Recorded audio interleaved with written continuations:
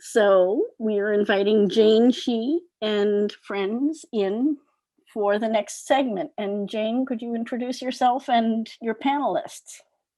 And turn on your video and turn on your mics. And if you could also describe yourselves a little bit for those of us who are blind, that would help. Hello, I am Jane. Pronouns she, her. I am an East Asian person with medium length hair. I am wearing a red nightgown.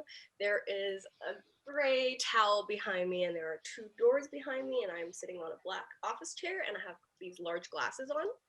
And I am coming from the unceded occupied territories of the Musqueam, Squamish, and Tsleil-Waututh. Thanks.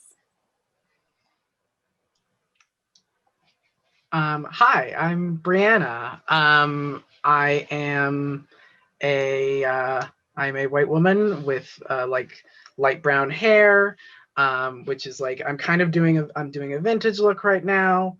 I have these like cat eye sort of frame glasses. I have like a little poof, pompadour type poof up at the front of my hair. I'm wearing like a collared blue and white dress, and red lips, and that is the vibe of the day. And around me, I'm in my room. You can see behind me, on one side, you can see some closets, and farther behind, you can see kind of my bed if I angle it correctly, and a window in the back.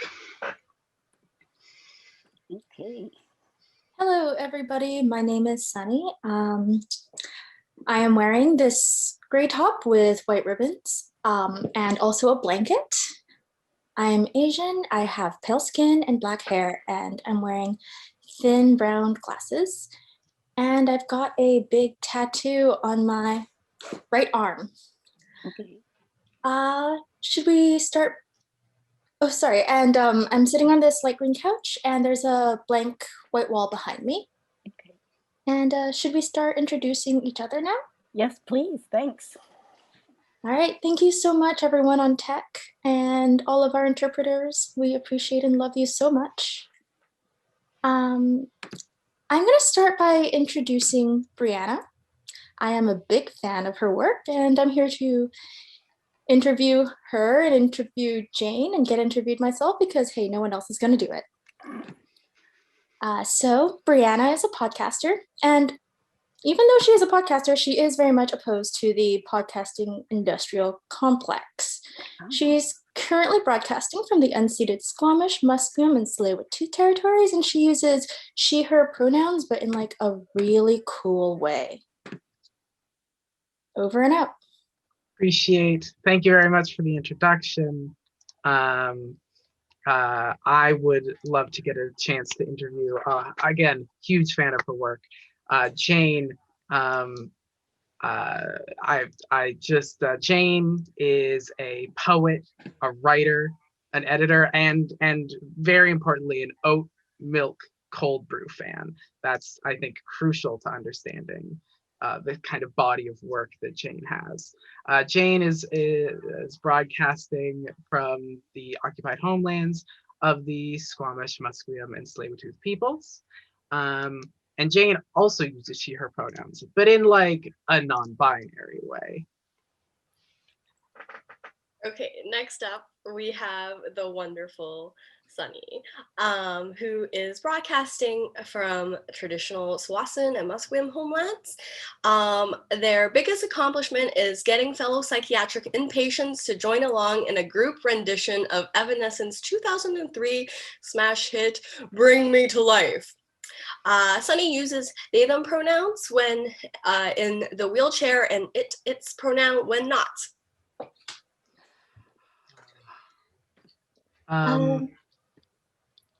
Yeah, should we talk about what we're gonna do here today?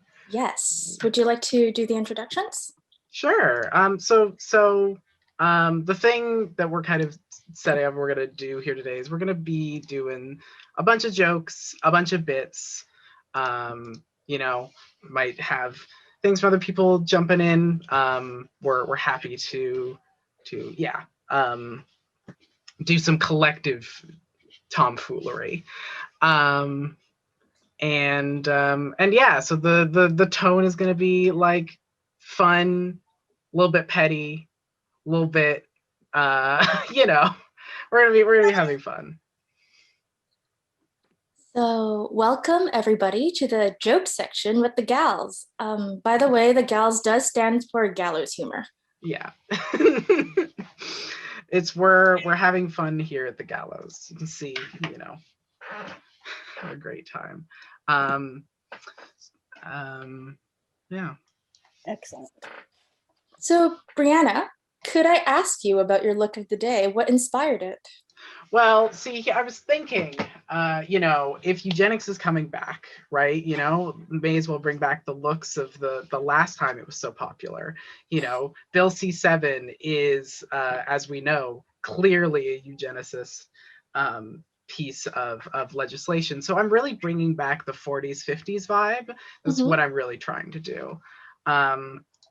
Yeah, so that's my look of the day. Jane, do you have does your look of the day have any particular vibe to it? I just really like wearing black and red and this nightgown that I newly bought, but we can maybe understand it to be the blood on the politicians' hands. Of course, the blood on the politicians' hands. And Sunny, Yes. What about you? What about what's your look of the day really saying? Well, I'm wearing my blanket, which I think is very cripple, so there's that. And I'm also wearing a side braid because that's what I wore throughout my entire inpatient stay.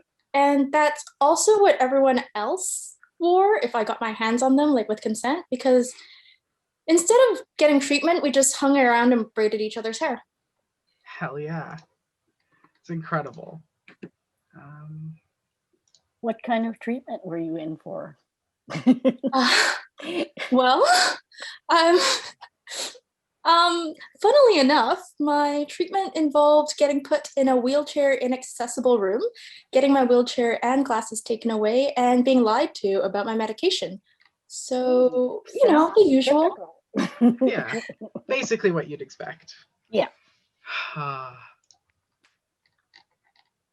So, one of the games you wanted to play today that involves a bit of group participation from everyone here is called What Happened to Your Leg? Yeah, so What Happened to Your Leg is all about is sort of a new fun game that we've come up with. All about it's a choose your own adventure game.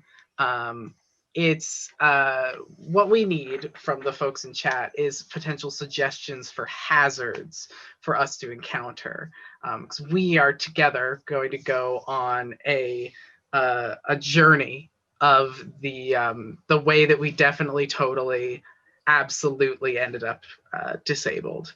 That is how we're gonna tell this story. So if you've got hazards, now is the time to put them in chat. Yeah, do we have any starting points? We've got quicksand. We got quicksand. All right. That's a good jumping off point, or a sinking down point. How Cool. about a Komodo dragon? Oh, a Komodo dragon. That's good. Okay. So, Brianna, do you want to tell me what happened to your leg? I heard that you were trying to save a Komodo dragon from quicksand. I was, yeah, no. So I was out, you know, where the Komodo dragons live, a place that I definitely know exactly what the name of the island is. And so I was there on that island with all the Komodo dragons. We were hanging out. It was a great time. And then suddenly one of them started falling into quicksand, and I heard it making the noise that Komodo dragons make, which we all know what sound Komodo dragons make. I don't even have to say it. And I and I had to be very careful. I had to just like get in there, but it seemed like, you know, my leg got caught, right? My leg got caught, and I was trying to grab the Komodo dragon, and my leg was just stuck there. And then I grabbed a vine and got out of there, and I was totally fine. Yeah. Yeah. Somebody also suggested a bicycle wheel and a freak podcasting accident. Yeah. Oh, we're gonna have some fun with those. Right. Well, I remember And getting stuck in a giant cheesecake. Oh, very good. Well, I'll take those. So I remember getting Brianna's frantic text, we gotta save all those Komodo dragons. And Yeah. I, a perfectly able-bodied, accomplished bipedal, hopped on my bicycle and try to get there as fast as I can. But on my way, there was a tree that had fallen down, and a stick got stuck in my bicycle wheel, and I just flew out of it and through the window of this house, just so happened to be in the way where these guys were podcasting. And then I got stuck as a guest on their podcast somehow for like 5 hours. And that sounds like a freak podcasting accident to me. Yeah. And so that must have been how you became disabled, obviously.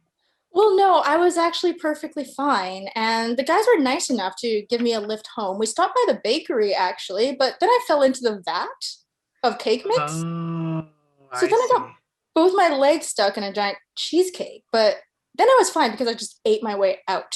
Right, of course. Yeah. And I was also there at that point. We at this point we connected up. We were both in the cheesecake, I think. And you know, it was and it was all going totally well. And then we encountered the elves, of course. Were they like Christmas elves, or were they like Legolas elves? It was a mix. It was actually all different types of elves. It was anything that's ever been called an elf.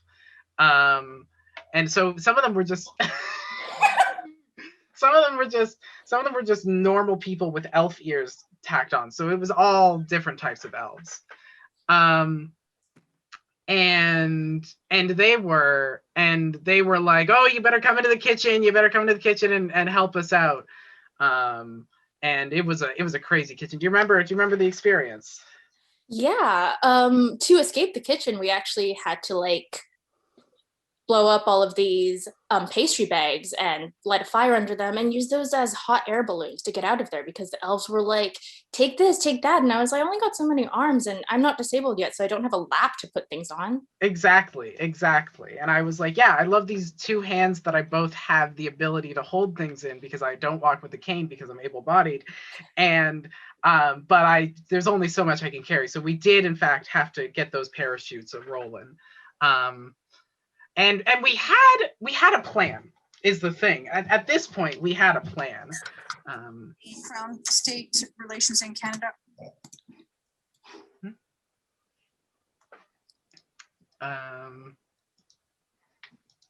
Yeah, we had a plan from there. We knew which field we were gonna land on.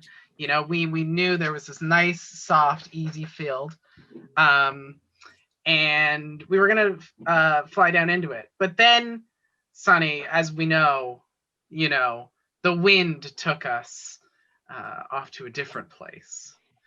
Yeah. It was actually. Would you like to tell it? Yes, I would love to tell it. Let me just type in a couple of suggestions I got from the signal. Perfect. Yeah. 1 second. Yeah. So we landed in the wrong field, skydiving with our parachutes made out of pastry bags and lit by cake candles or something. And we actually landed at a construction site. where Yeah. people were playing volleyball and the stakes were really high. And also they were using like that ball at the end of bulldozers for the volleyball. Yeah, everyone was like really hyped up about it. It was intense. And then the ball, of course, came right at us, and it just missed our legs, so we were totally fine. But it was really close that time. Of course, this was right near a beach. You remember? Yes. Oh, yes, because you can't play volleyball away from a beach. I know this from gym class, which I definitely attended. Yeah, I loved gym class. It was my favorite thing because I was so able-bodied. And we ended up on this beach. Um, and we were having a fine time, though, obviously sand, it's coarse and rough, it gets everywhere, it's very warm. And it did remind us of the Komodo dragon incident. Right, it did remind us of the Komodo dragon incident, but there wasn't quicksand here. Instead, we found ourselves losing our footing on a spilled jar of marbles, which someone had brought to the beach. One of those marbles that people bring to the beach.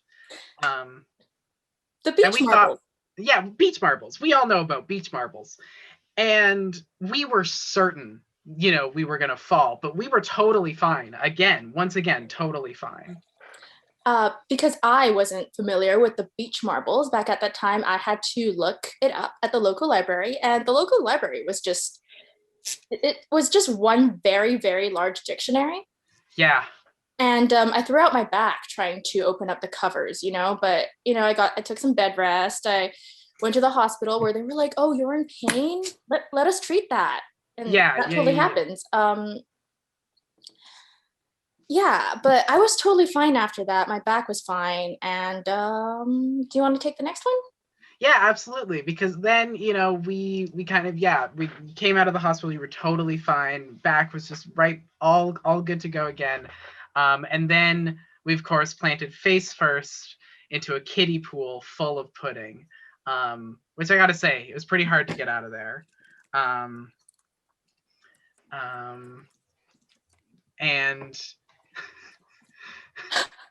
oh my God. Should we take a second to read all of the hazards that were submitted to us until now, just to give the audience a bit of a background? Yeah. Let's quickly, so we've just to recap for everyone, we've been through quicksand, Komodo dragons, a stick and a bicycle wheel, a freak podcasting accident. Thank you, Fen. Thanks, Fen. We got our legs stuck in giant cheesecake. We dealt with a kitchen overrun by elves. Fen gave us we landed in the wrong field when skydiving, and then there was a volleyball tournament, and Rabbit reminded us that there was a construction site. Jay reminded us that there was a beach. Rob reminded us there was a spilled jar of marbles. Fenrir reminded us about the very large dictionary, and of course Rabbit reminded us about a kiddie pool full of pudding. And then what happened from there? Well, because we were covered in pudding, what happened was we got swarmed by like a billion tortoiseshell tomcats. Thank you, Rabbit. And because we were just covered in cats, absolutely covered, the bus drivers wouldn't let us on. Right. That's the only time that a bus driver wouldn't let you on, is if you're covered in tomcats. That's the only situation in which a bus driver would do something like that. And of course, so that was catastrophic. But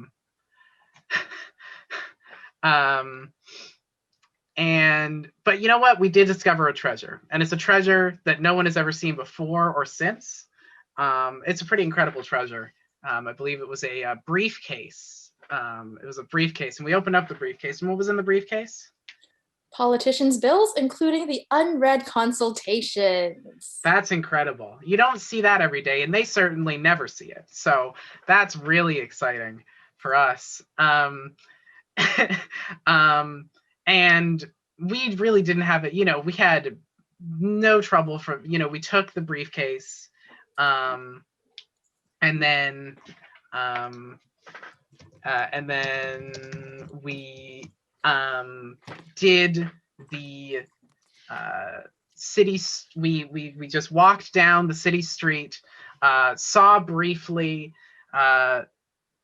zombie Jack Kevorkian, and as we walked past and walked over, we went to the doctors, and I got diagnosed with fibromyalgia, and so that's how I became disabled. And I got classical EDS. And that's what happened to our legs. That's what happened to our legs, everyone. Thank you so much for playing. Yeah, right. so it's our first little game. Thanks everybody. And should we let Jane do a dramatic reading or a poetry or something? I would love to do that. Jane, we're huge fans of your work. Oh, yeah. Thank you. So I made an erasure poem of the overview of Bill C7. So I will just share my screen, if I have that permission.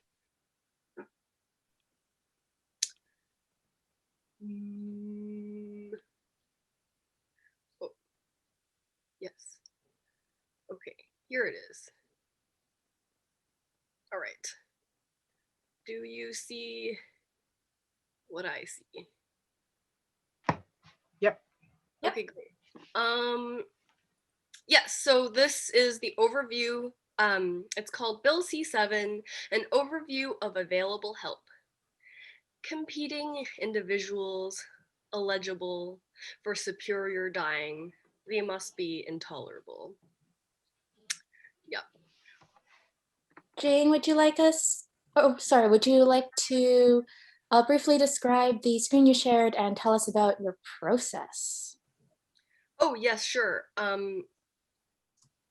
So I am sharing a screenshot of an erasure poem, and the title is Bill C7, an overview of available help.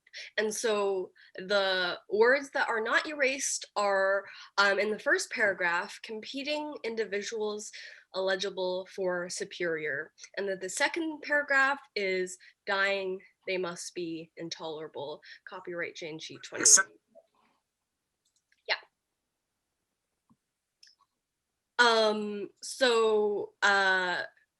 Which is going to have undone.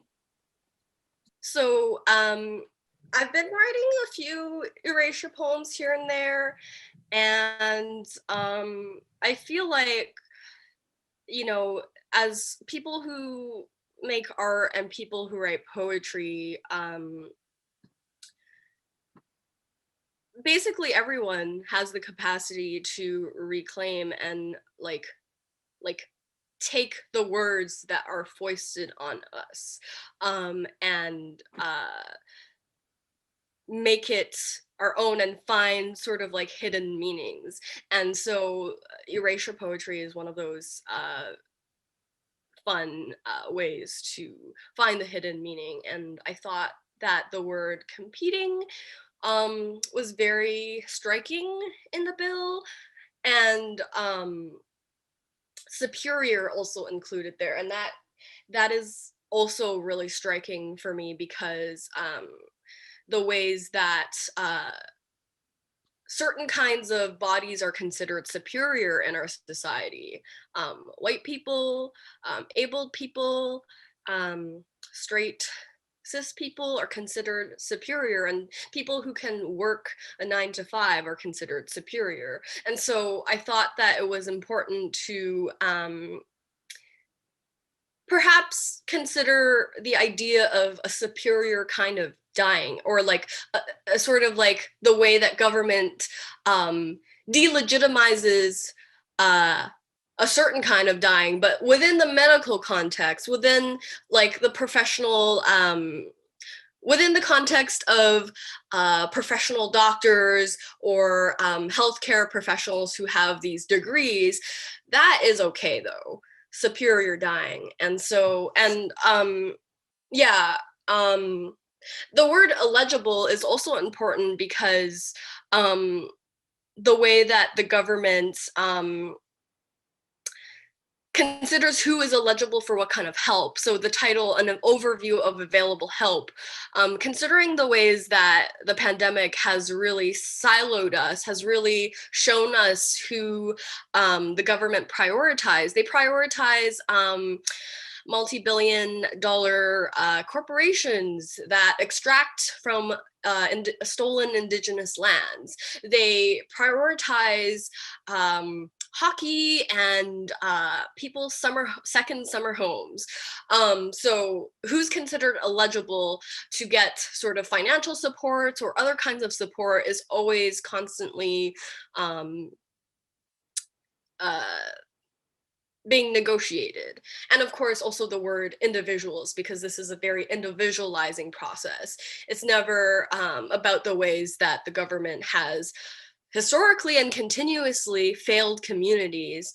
And so the last part, they must be intolerable, is of course a reference to the fact that certain bodies are considered intolerable to the status quo, to the mainstream, to doctors who would rather not deal with these crazy people or whatnot. And just also not just the institutional kind of intolerable, but also the interpersonal and social kinds of intolerable. They must be intolerable to be around. They must not be deserving of life and saving and fighting for. So yeah, this is my poem. Thank you for listening.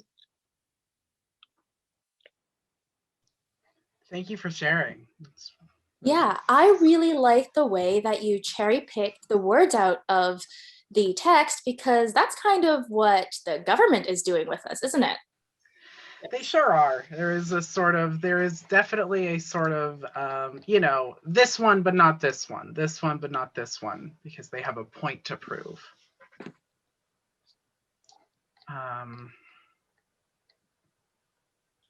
Well, speaking of points to prove, maybe we can talk about some of the more reasonable reasons that the government could kill us off. Yeah, I mean, obviously, Bill C-7 is truly terrible, but I think we can all agree there's some very understandable reasons that the government would want to kill you and me off. Sunny, would you like to share a reason or two? Yes, but before I start, again, this is humor with the gals, with the gallows humor. And we just want to forewarn everyone that this section is actually so petty and dark that Dostoevsky is probably rising from his grave at the moment. But on the other hand, it is so killer that the government is calling it Bill C-7. So, Ayo! So yeah.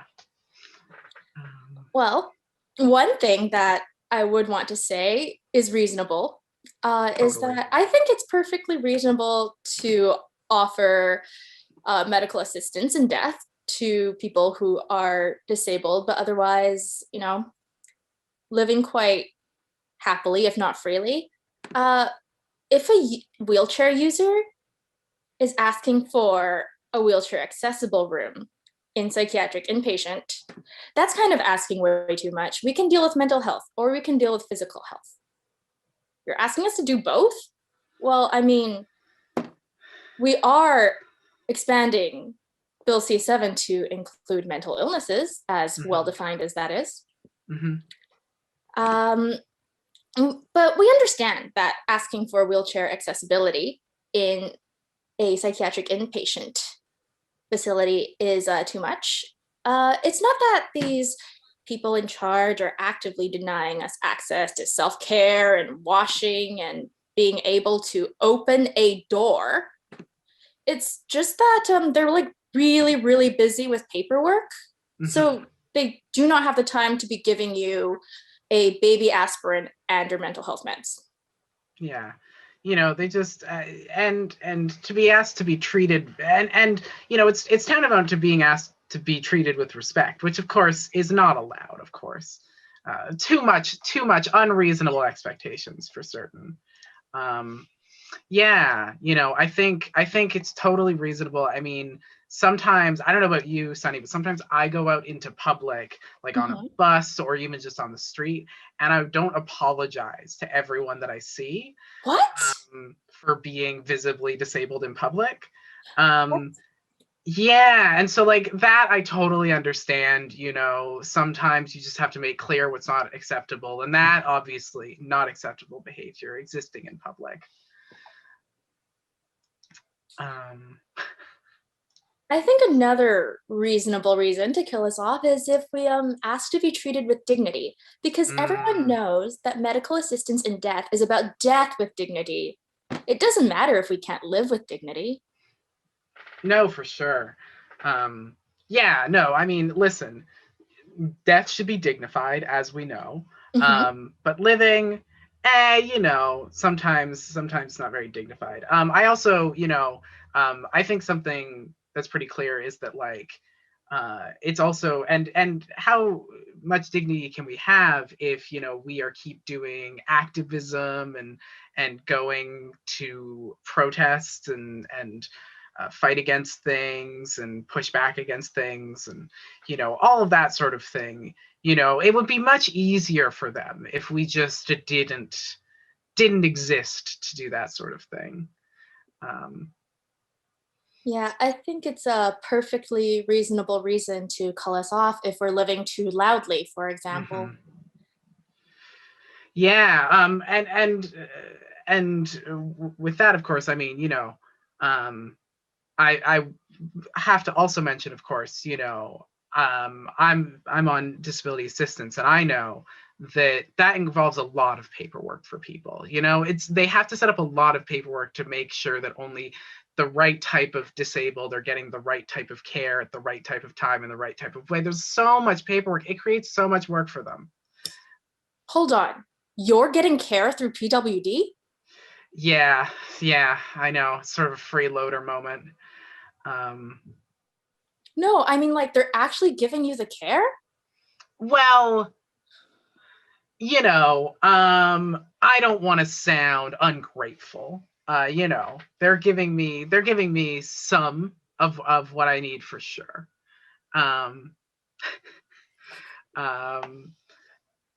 Yeah. Well, I think I can think of one last reason why the government could reasonably kill me off, and that's because I get in people's way often. Like sometimes there's no curb cuts, or sometimes paths are really narrow and it's hard for me to wheel myself around. And you know, it's COVID times and I am visibly Asian, so it's just better, it's just more better safe than sorry to just get me out of the way. Yeah. Well, and think about the amount of space, you know, being in a wheelchair or even having a mobility aid of any kind. It takes up so much space, like physically. And, you know, we live in a city where there's very little space, you know, lots of apartments and lots of very small rooms. And so like anything that takes up space, you know, definitely questionable. A fire, thank you. Amy in the chat says a fire hazard, and it is a fire hazard for sure. Yeah, you know. And you know what we do with fire hazards in event of an actual fire? We wheel them into the stairwell and pray for the best. Yep, that is definitely true. And one time I even brought that up at a seminar, and the room got really awkward. And so that I think is a pretty good reason why they just need to, you know. All right.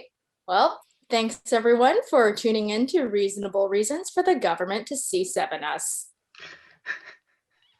I have one more reason. This entire bit. Yeah, despite popular demand, we did do this entire bit. All right. Jane, do you have another poem we're reading for us? No, we could move on to the next bit. Sure. Yeah, we can move on to the next bit. I believe our next bit, well, I mean, you want to know another reason that I think it's understandable. We've come up, you know, people when designing mobility aids or really anything for disabled people, what they're looking for is innovation. Isn't that right, Sunny? Yes, because if there's anything we need is for more people who don't use mobility aids to design fancy futuristic new mobility aids that will hinder us more than help us. C7 us, C7 C us. Yeah, and so we've compiled a great list of particularly some new cane ideas. We have, yes? We did come up with a list, but then we lost it. We did come up with a list and then we lost it because, and I cannot stress this enough, we're disabled. So that's why we had to lose it. But don't worry, we are listless indeed. Yes, that is accurate. But don't worry, we are geniuses and we're gonna come up with some new stuff on the spot. We are going to come up with awful cane ideas on the fly. Yeah. So I one has just come to my mind. This is even one of the ones we have written down, you know. Okay. But what if a cane was also a pogo stick? Have you ever considered that? Oh, that's a very good one. Do you hold the support cane and pogo on the side, or do you sort of hold the support cane in both your hands and pogo forwards? Like I think like you pogo and go. I don't really care about how the people use it. But it is, I think it is with two hands, and you are pogoing forward. From Amy in the chat, cross a Segway and a pogo stick. I think that is a great idea. And it can even cross over to those terrifying wheelchairs that will sort of prop your body to stand up, and then you can sort of segue like a regular able-bodied bipedal Segway user. Yeah, totally. That's smart.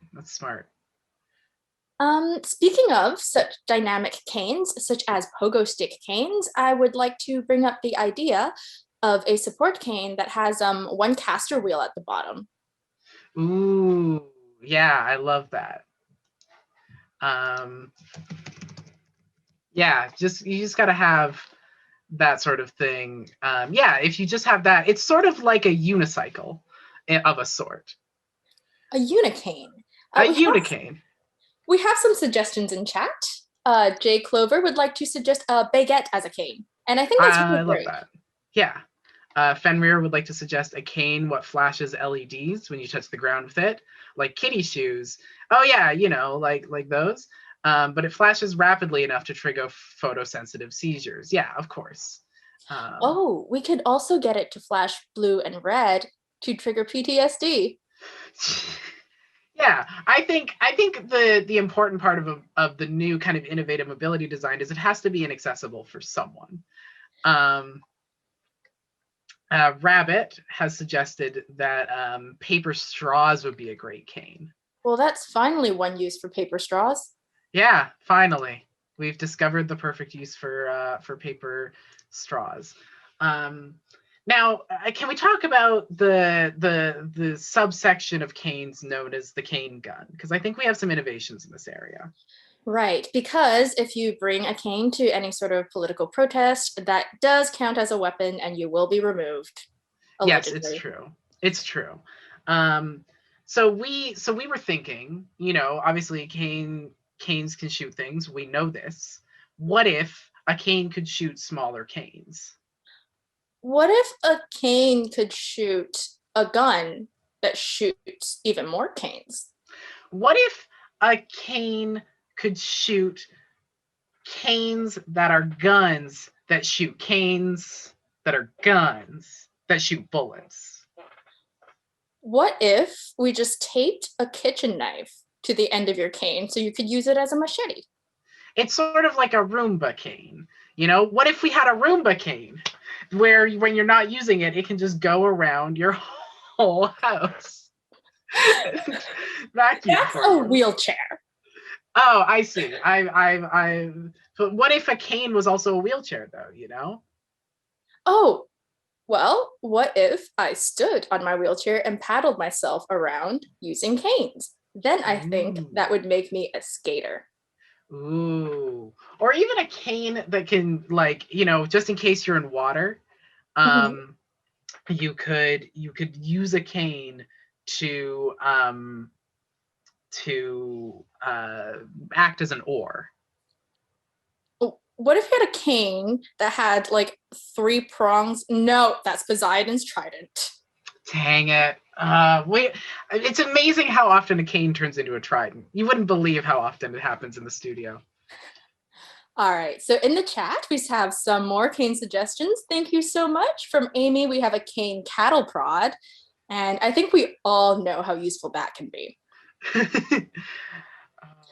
Also a suggestion for a Roomba cane guide for a blind person. Yes, I think there should be more Roomba sight canes. I agree. I absolutely agree.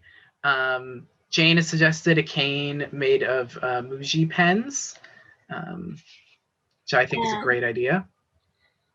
Following that, Fenrir has suggested a cane that's a very large 8-color pen. Wow. Now that's great. luxury. Now that's a luxurious cane. Now that's accessibility. I've definitely seen canes that have an air horn attached before, but what if they had like a car horn and you could do a whole like just whenever you wanted to, whenever there was someone in your way. What if you had a cane that plays the ice cream truck sounds? Yeah, I like that idea. Or a cane that just offers you ice cream. It just makes ice cream constantly inside the cane, and then you take the ice cream and put it in a cone. Every time you take a step, you serve some soft serve. Yeah, great. I love it. Anything that I think comes out of the bottom of the cane automatically is a really good idea. Speaking of stuff coming out of the bottom of the cane, a rabbit has suggested a cane enema, which I'm not even going to address that. But it does segue really well to the list that we tried to put back together yesterday while we were preparing, and that is a cane that shoots out lube. You never know when you're going to need it. And, you know, it's useful to have on hand, or rather on cane, on tap. On tap. And I think there should also be canes that are sort of designed after sea cucumbers. You grab it and it immediately becomes so slippery and wet that you can't really hold on to it, and then it just slips away from you. Yeah. What if you had a triple cane? Just a cane. Oh, a trident again. God That's damn still it. a trident. They're always becoming tridents, I tell you. In the chat, we also have suggestions. From Jay, we have a cane with a clown horn attached. I love that. That's great. Or one of those wheezing chickens, as Fenrir suggests, is a good idea. And Fenrir also suggested a cane with a bike bell sound, so people automatically move to the side when you're behind them and ring it. That's like too smart of an actually good cane design. How do we make it worse? The horn shoots backwards back at you, just so you really disrupt yourself more than disrupting anyone else. The bell is at the bottom of the cane, so you have to like pull it all the way up to ring it. Oh yeah, I really like the idea of canes where they have extra functions, but you have to actually lift the cane and not use it as a cane in order to use those functions. Now, Mark suggested a cane that's actually just Poseidon. Yeah, I think, which Greek god would you put on a cane if you just like had the full choice? I think Hermes, so we could attach like flying wings to the bottom of the cane. True. But the user can't fly. I think if you had a Hermes cane, you could maybe do some like cane drifting. Like, yeah, you know, some real running in the night. You know, your cane allows you to drift and also plays running in the 90s like automatically. Rabbit has suggested a slinky cane, which is incredible. Well, finally a cane that can really help going up and downstairs. Wow, it's so genius. My light has just come off. As you can tell, the power of these cane concepts really messed with it as it goes. You could do what if you had a cane that locked with like a bike lock? Oh, that's very good. What if you had a cane that you had to like pedal like a bike? Ooh, I love that. Cane you have to pedal like a bike. That's No, genius. wait. That's still a wheelchair. Oh god damn it. I tell you what, the two most common things they become are tridents or wheelchairs. Oh, Hephaestus. Hephaestus, I would like a Hephaestus designed cane. I bet he could make some really good cane designs. Hephaestus is like the first representation, really. Yeah, I mean, yeah. He had the original cane ideas. We have a recumbent bicycle, which is from Fenrir. A cane you have to pedal like a bike. And from Amy, we have a cucumber bicycle, which, you know, cucumber bicycle cane. That reminds me, a couple years ago when I was still able to use a support cane to get around, I was shopping for groceries and I bought this leek. It was like really long. It was about the length of my thigh. And I was having trouble carrying it in my grocery bag. And I thought, why does my cane not have a leek holder attachment? Ooh. Yeah, I think that's an important use. You never know when you're going to need a leak until you need a leak. What if the cane leaked? I don't know what it leaks, but it leaks something. Oil. Lube. Oil lube. Excellent. Jane has suggested a pickle cane. Pickle cane, that's just a cucumber cane, I think, with some extra flavor and some extra steps, which I appreciate. That's a cucumber cane you get secondhand. Yeah, what if you had a really tiny cane and a really big cane, and they were just, you had to do one in one hand and the other in the other hand. Like one hand's up here with your cane like this. I've put my hand above my head to indicate where the cane is, and then the other one is just right on the floor. I think that's called parkour, yes. Yeah. Canes that let you do parkour better are always good. Speaking of parkour, could we talk a little about cripple parkour? Oh my god. I would love to talk about cripple parkour. All right. To me, cripple parkour is when I manage to flip the blanket over successfully without getting my legs tangled in. What's cripple parkour for you? Cripple parkour is when I lean back in my chair and don't fall over because my body just goes limp. Cripple parkour to me is when I wheelie and pop my front wheelchair caster wheels up and I do fall over. That's great. That's really good. Cripple parkour to me is when I lie in bed for 30 minutes at the beginning of every day and then eventually make my way out of bed and sort of scramble up. Cripple parkour to me is when I don't have my wheelchair with me and I have to get around the house, basically leaning on a wall. I like to pretend I'm Spider-Man. That's good. Amy suggested cripple parkour is turning over in a bed without dislodging the cat who's lying on my chest. That's important. That's very impressive. That's a high stakes, high skill parkour move. Yeah. Stairs, that's cripple parkour to me. Trying to find a wheelchair accessible entrance to the hospital is cripple parkour for me. That's also, I think, cripple geocaching. Oh. Yeah, it's like geocaching, obviously, you find these little things out in the world or something. I've never done it, I don't know. But I think our version of it is trying to find an entrance you can use. From Rabbit in the chat, boarding a city bus. Yeah, that'll be parkour, for sure. Yeah, there's a lot of moving parts. Yeah, there are a lot of moving parts. God, we got triple cripple parkour, finding the accessible entrance next to the dumpster in the alley behind the parking lot. That's always where they put it, isn't it? It is. It always is. Thank you, Amy. Thank you, Amy. Yeah, cripple parkour is when I take my 17, in my big laptop, just has a 17-inch screen, and I move it anywhere else in the house. It's parkour for the laptop, but I'm sort of supporting. I'm the spotter in that case. Oh, that's really impressive, and I really like the teamwork there. Yeah, interdependency, we love it. Cripple parkour to me is when I try to carry a cup of water in my wheelchair. Yeah, Cripple Parkour to me is when I walk down to the McDonald's down the street and bring something back in my arm while moving with my cane. Oh yeah, because that's not going to cause some awful spills at all. I don't know what you're talking about. I would never. Yeah.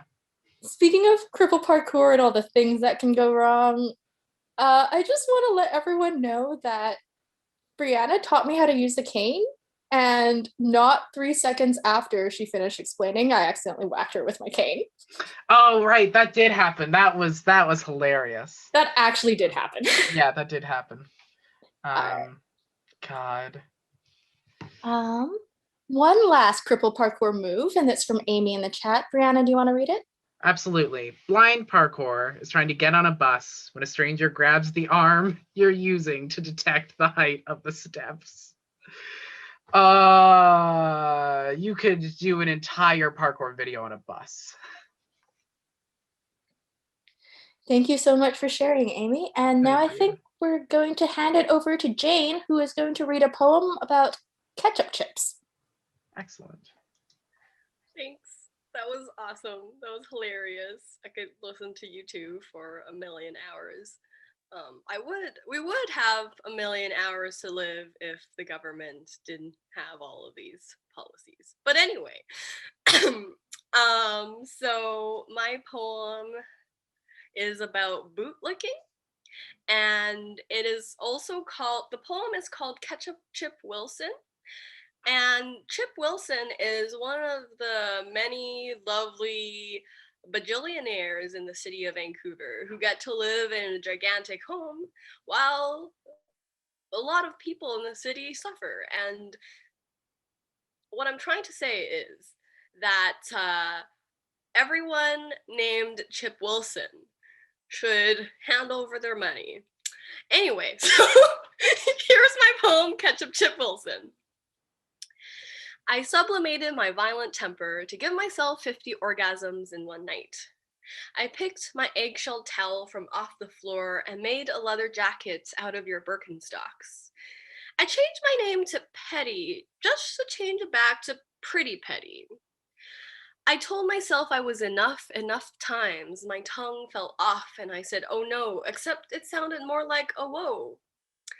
I realized everything I ever said to you sounded like a Hamlet soliloquy remixed into a 24-hour lo-fi hip-hop anime girl studying YouTube video. I forgot everything you ever said to me. I wrote a sci-fi thriller about us taking down Chip Wilson just to wake up to realize you're Chip Wilson's assistant. I want to dress up for Halloween as Ketchup Chip Wilson, but don't want to appropriate white people culture. Anyone have any advice on that?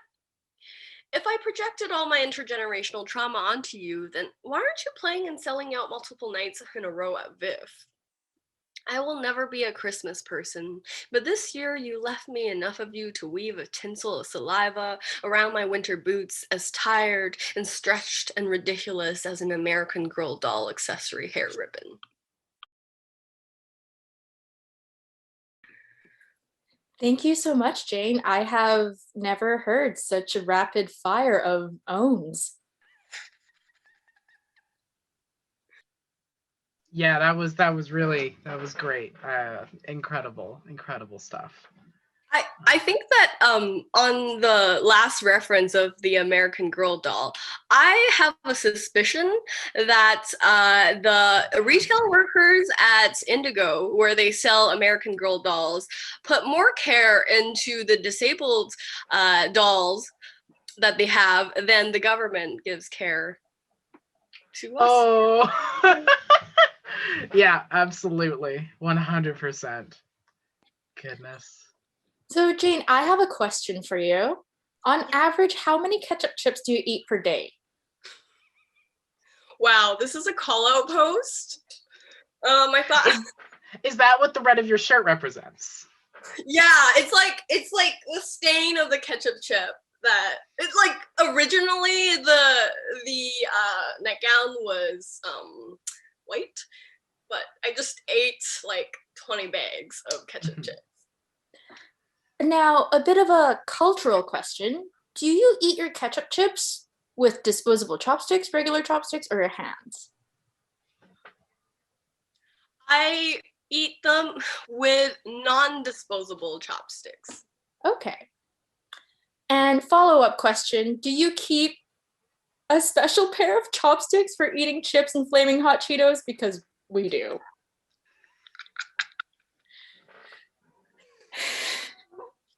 So I am non-binary and I'm mixed. I just use the same.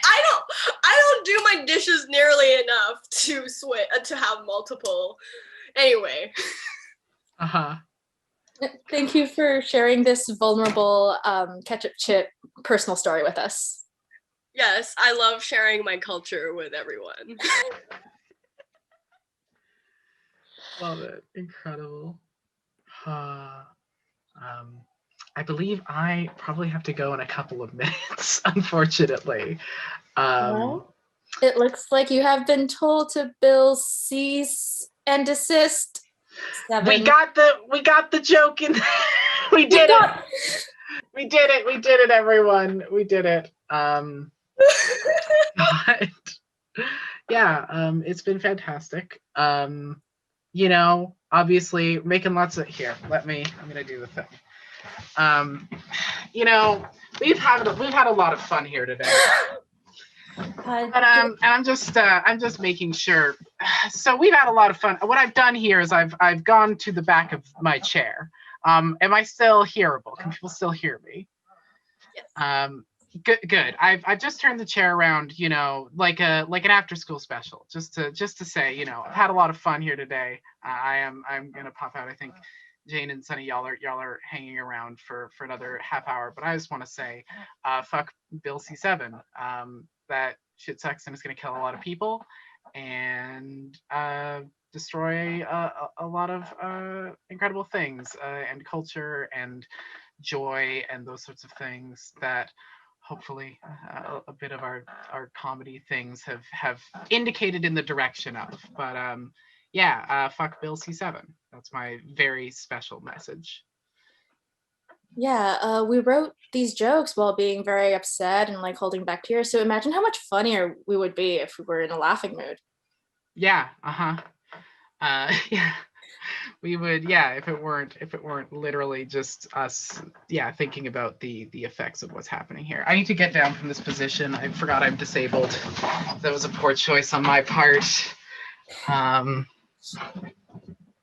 Thanks y'all for having me on and letting me join in on your sesh. Thank you so much. Yeah, I'll see if I can come hang maybe later tonight or something. All right. All right. Take care. Love you. Take care. See ya.